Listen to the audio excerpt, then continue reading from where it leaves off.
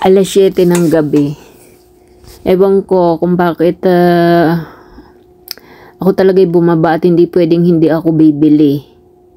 Kaya ito yung papunta sa 7-Eleven. Malapit lang naman ang 7-Eleven dito sa bahay ng amo ko. Ito yung park. Papunta doon sa 7-Eleven. Gabi yan. Ang lamig pa naman ngayon. Ano siya, 15 degrees sa loob ng bahay. Kaya dito sa labas, 11. Pero tapos umuulan-ulan pa. Ano siya, hindi naman malakas ang ulan, rain shower, kaya basa ang kalsada. Ganito ang street paggabi dito. Ayan o, ito yung 7-Eleven. Bubili muna ako ng pagkain ko. Ayan. So, mamimili ako ngayon. At saka i-try ko rin bumili kung meron discount. Pag ganitong mga gabi na, yung mga pagkain, yan yung mga ganyang pagkain, sabi nila pag daw gabi na, mga discounted price na. Kaya ito, titingin-tingin muna ako. Hindi ko alam kung bakit talaga ako nagutom. Pero kumain naman na ako kanina. Ito ang aking pinili. Yan o, pentang. Ang tawag ng mga incheck sa ganyang mga pagkain, pentang. Ayan, so bayaran natin sa counter. Ito, tapos self-service dito. Ikaw ang mag-iinit sa microwave. Dati sila ang gagawa niyan, pero ngayon nagbago na. Ikaw na. Ayan. So self-service lahat. Ito yung tea egg.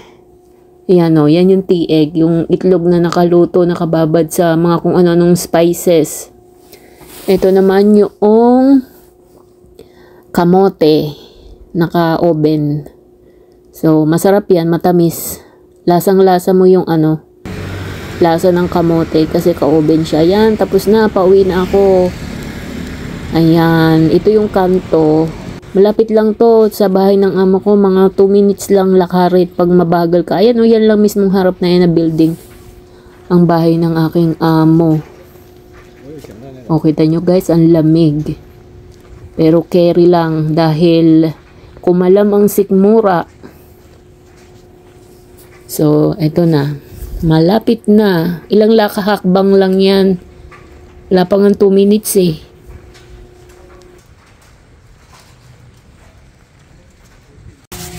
Eto na. Hindi ko talaga alam kung bakit ako nagutom. Ayan. Nagkalat na yung aking pagkain kasi maliit yung aking bag. O, ayan. Yung aking binili kanina. Ngayon lang pala. Ay, naku, nasira ang aking kuko. O, eto. Merong manipis na pork chop. Kalahating sausage. Isang tukwang manipis. At saka aray, kaunting sotanghon at napakaunting gulay. Ayan, $89. Hindi ko alam kung bakit ako nagutom. Pero kumain na ako.